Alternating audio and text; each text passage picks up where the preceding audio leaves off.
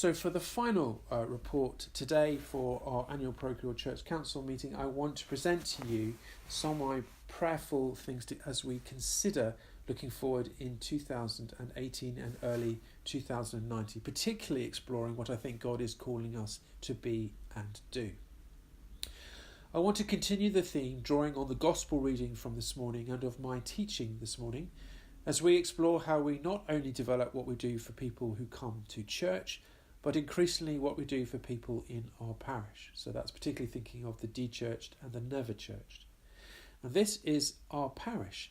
And as you can see, we really are not very present and engaged in many parts of our parish that stretches along the shops of the north side of Peckham High Street, right to the library, and then back covering the North Peckham estate, almost back to Burgess Park, and then back along Peckham Lane and Southampton Way. We are pretty much absent from having any impact on most of these areas. So thinking about these areas of our parish, Jesus often uses the analogy of gardeners to teach the disciples about the importance of us seeking to be present to God and also present to God in our parish. Thinking about the text this morning from John's Gospel, we have the sense that the vineyard is owned by God the Father, where the vine is God the Redeemer, as in Jesus Christ.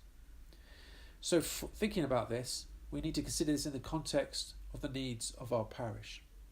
We need to care for those who live in our parish, and we need to seek God in what small things we can do to model presence. And it starts, as I said this morning, with all of us submitting to know that Jesus is the vine. He and the Holy Trinity are the stable, strong and core element of our life, which we are totally dependent upon for our health and well-being. We at St Luke's and the various congregations gathered here today are grafted as branches onto the vine. And we are here seeking to serve God so that people can encounter God through what we do, and we hope be transformed into following the way of Jesus, and that way produce fruit from our work together here at St Luke's. Remember that branches of vines in mid to northern Europe, and particularly in the UK, that fruit-bearing branches have to be grafted onto the vines that are frost-resistant and hardy enough to cope with winter, where these vines need branches to be grafted onto them. This takes a lot of skill to do this, and if not managed well, many result in the branches not taking to the vine and die, or bear little or no fruit. So taking this metaphor, I want to explore how we develop in 2018 and 19, drawing on Jesus' teaching, where Jesus is very concerned about us as branches and of the fruit of our ministry as we seek to serve God. So what is the fruit? Well, I want to be focused on a few things to help us move forward. Firstly, we need to grow the numbers of our congregation, coming to our congregations, joining our congregations, and we need much deeper sense of faith and discipleship of those who are gathered. Secondly, we have lost contact with many families, so we need to engage again with more families joining St Luke's and feeling welcomed. We need to do something about the number of young people losing faith, particularly when they get to 18 and then stop attending church and stop practicing their faith. So there needs to be less youth leaving the church as soon as they reach 18. We need to do more around young people and enabling young people and adults to become Christians in the parish. We also need to focus on those in distress or in significant need, that they have room to encounter Jesus for themselves and experience us as being compassionate and caring. How can we do this? How will we get this fruit? How will we become what we seek to be? Well, I do believe that we need to check our motives here, and we need to press a reset button here at St Luke's and come back to the function of church as serving God and seeking to serve God in our lives, and in what we seek to be and do as this place, as an expression of church. So, where Jesus is the vine and I am your lead gardener, and where we are all called to be involved in gardening, I want to look at our challenges through working in God's vineyard, and there is plenty of work to do. So I want to look at 4 areas. Firstly, how do we nourish existing grafted branches? Secondly, how do we fertilise the ground? Thirdly, what pruning is needed to remove unhealthy and dead wood? And lastly, what do we need to be doing in terms of grafting on new branches onto the vine here in the life of St. Luke's? So we need to take a positive attitude to the key branches to ensure they are healthy and fit for bearing fruit. So we need to think about nourishing the existing grafted branches. So we have established a weekly gathering on Wednesday lunchtimes for particularly those who are not working to gather for fellowship and encouragement with drinks and food. We have established an evening congregation and daily prayer that has brought all sorts of people as new participants who are part of this church. We've been trying out different content in our Sunday morning services, seeking to support the worship and community needs of those who gather in our Sunday morning congregation. And finally, we have sustained and developed a focus for those under 12 to learn and explore the Bible and its application for their lives in Sunday morning children's church. So we will need to give thanks for God's provision for these gathered participants and activities as we seek to nourish and support these grafted branches here at St. Luke's. Some have been here for a long time and some are new. We hope that these branches will start to bring new fruit by us nurturing and valuing Jesus as the vine, and that these things that we are doing are important branches as an expression of us serving God. So now thinking about fertilising the ground. So our first task as gardeners is to fertilise. And I, as your lead gardener, I want to give some direction to what needs to happen to keep the existing branching healthy and potentially fruit bearing, and to make ready for new grafted branches to bear new fruit. So the first thing we need to do is to define all roles at St. Luke's, to be clear what each role is about, with clarity about expected and then training to meet these role needs. Importantly, these are roles of function, not roles of status, ego or power. We are here to serve God and not to build little empires that bring disunity and mission drag away from the purposes of God. Secondly, as I have outlined, we need a focus on serving the needs of those in the parish, particularly those who suffer from isolation, poverty, illness and exclusion. Churches have done this since the time of St. Paul, so it's time we stepped up, meeting God's expectations of serving people in this way in this parish. This is a core function of being a Church of England church. We are not just a congregational church.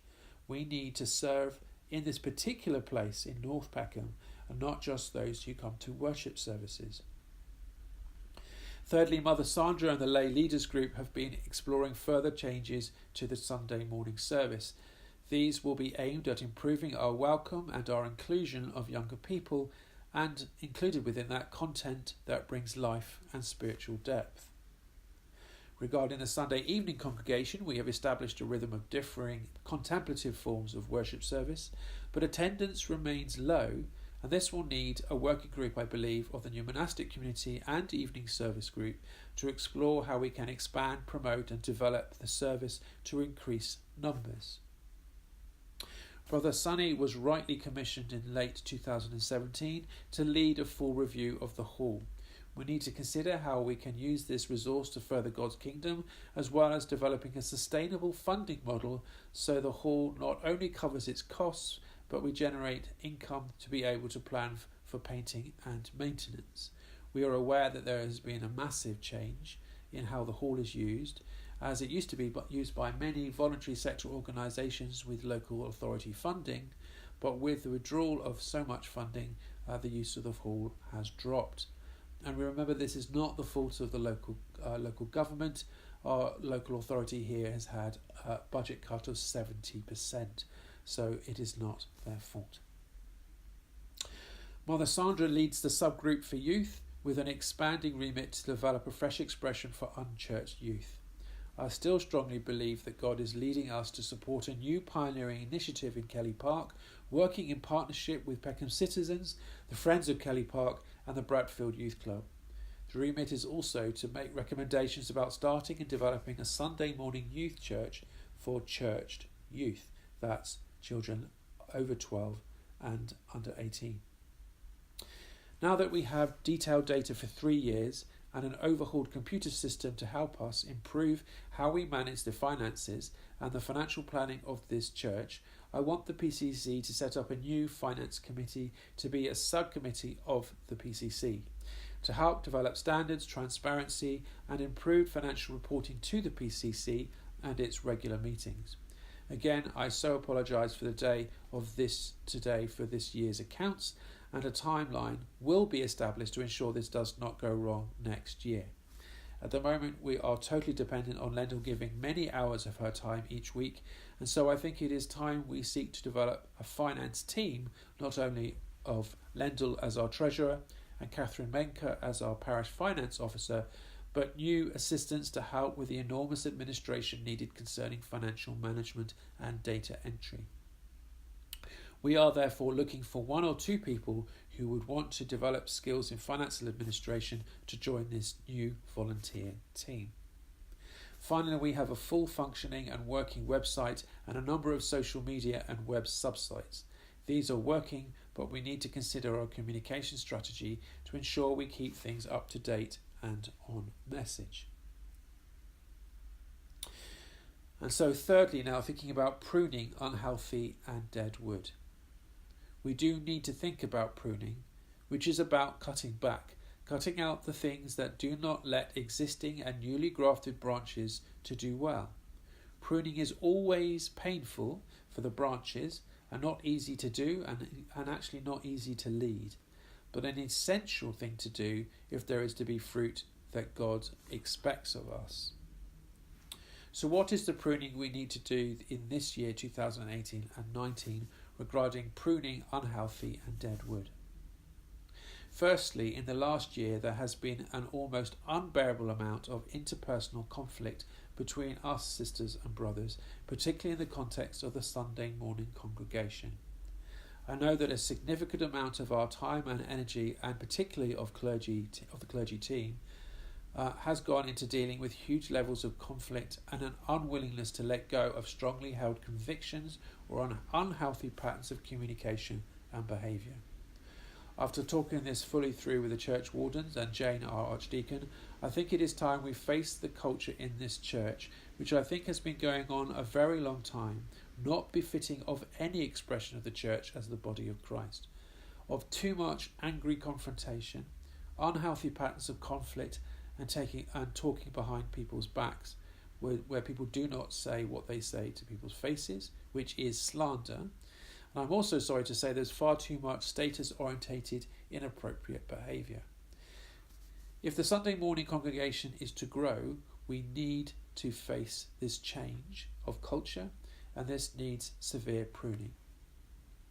The solution to this, I think, is to seek a diocesan grant to bring in a wonderful Christian organisation called Bridge Builders, who help churches deal with sorting out the pain and relational breakdown of church cultures when they get unhealthy.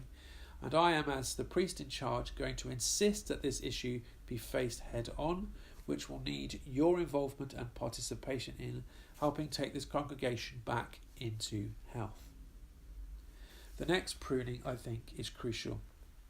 There remains far too much focus on this church and what went on as Father Jim Jelly's church and association with him.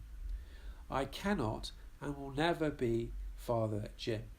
When I was interviewed for this post by the bishop and a panel of people from this congregation, I was clear that I was going to be committed to mission and renewal of this church to return to being a parish church, and I remain committed to this. Father Jim left this church over 5 years ago, and his wife, and he follows a long line of priests and their partners who have served God in this church, and one day too I also will cease to serve God in this parish. So those who are hanging on to what has been and resistant to change, you need to let go. You need to let an ending happen and enable this parish church to look forwards and not look backwards. If you want to be a Christian at St. Luke's, then please let go and allow me to do my job as your priest in charge, and allow St. Luke's to reorientate itself to looking forward here with who is here and who are not here, and where God is wanting us to move and to go on. Bishop Christopher has been greatly concerned and supported me directly that St. Luke's needs to look forwards and not backwards if we are to build a sustainable church here to serve God, which should never be the cult of any particular priest. We are all here to serve God, so please let Father Jim go. He is not here anymore. Please let go. Finally, on pruning, there are a lot of people who are not coming to us. There are a lot of people coming to us who are not easy with really complex needs, who have serious mental health issues, homelessness, addictions, and coming from serious family breakdown with really challenging needs. We must and will love them. There has been too much harshness and judgmentalism towards those who seek our assistance. We have got to learn not to be harsh with those that challenge us. This harshness needs to stop. If anyone on my watch challenges clergy or others about, for example, allowing a homeless person in the hall to use the toilet here again, I will be having very serious words with them. I appreciate that working with these people is not easy, but the hall, the church, and everything we do and have in this Church of St. Luke's is God's, and God expects this church and all churches to join in with God's mission as stewards, which begins with the giving and receiving of respect and love in service to the gospel that begins with compassion and love. And so we move from the pain of pruning to the joy of grafting in new life and new branches into the vine here at St. Luke's. So what does this look like? Well, firstly, in terms of thinking about new branches that we want to graft into the vine, firstly, we're talking about, as a good example, that I think we're learning from other parishes and other types of church, that I want to explore converting what is the Tea with Friends event into a community cafe every Wednesday. This will help us then to serve our parish and promote fellowship. And this is incredibly important as the state becomes more removed from our local community. So we need to step up to be a loving presence in that gap. And we need to therefore promote fellowship with those we have no connection to in service. I'm keen to explore how we can do this well and increase the number who can participate in this. I'm pleased to say that Brother Sonny is helping us by exploring how we can set up workshops and learning events for younger people around entrepreneurialism and business development skills. In association with this, I want to consider the possibility of setting up a Wednesday lunchtime short Eucharist, which will be optional and happen in the church rather than the hall as part of this Wednesday event. We will continue to give refreshments and food, and we're seeking to join up with other charities to be able to get a supply of free vegetables and fruit for those who are really struggling below the poverty line. As part of the mission priorities of the diocese, I will also be leading on a number of soft evangelistic and missional events, seeking to enable those who are unchurched to begin to explore spirituality, and we hope Christian spirituality, in local bars including the Peckham Pelican. I hope there will be a connection between this as a mission event to the new monastic community and particularly to the Sunday evening services. I want to see and develop a youth church happening for those over 12 years of age and who are churched. I am concerned by research, and from seeing what happens here often, is that many young people have a received faith from their parents but not an actual developed Christian faith of their own. I am concerned that we respond to the problem that many young people give up on their faith and church when they get to 18 because they define their independence by increasingly rejecting faith. It is therefore, I think, crucial that there is a space for the over 12s to develop worship and community. I am grateful to Sister Fowler and Mother Sandra for completing a listening exercise to help the subcommittee explore what is next.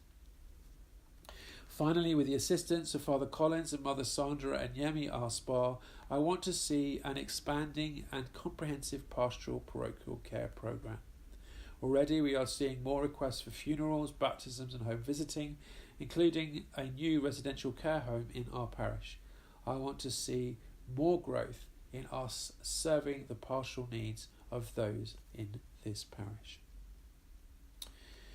And all of this is not possible if we do not pull together. There is a work for all of us to do. We are workers in the vineyard, and this is what I believe Jesus is calling us to as fellow gardeners. If Jesus is the vine and we are the branches, then we need to act as branches, which means that there has to be some things we have to face as individuals as we come together. If we are to be true to God, true to ourselves and true to our neighbour, then we need to recommit to serving God as the focus of being part of St. Luke's. So what does God want of you and me as gardeners? Well, firstly, a renewed commitment to serving God. So we move away from consumption of worship services to actually serving God in the work of the church. And that's particularly challenging here on a Sunday morning congregation I'm thinking about, which has now become a network church of people travelling here who do not live here anymore and who have very limited time.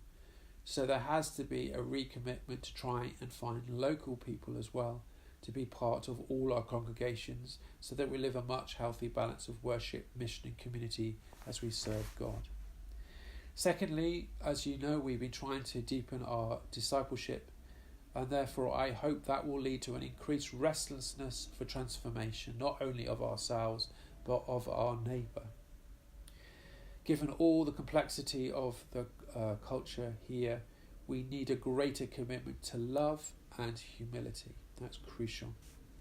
And associated with this also is a commitment to much healthier communication. We have to let go of some of the things that have been going on.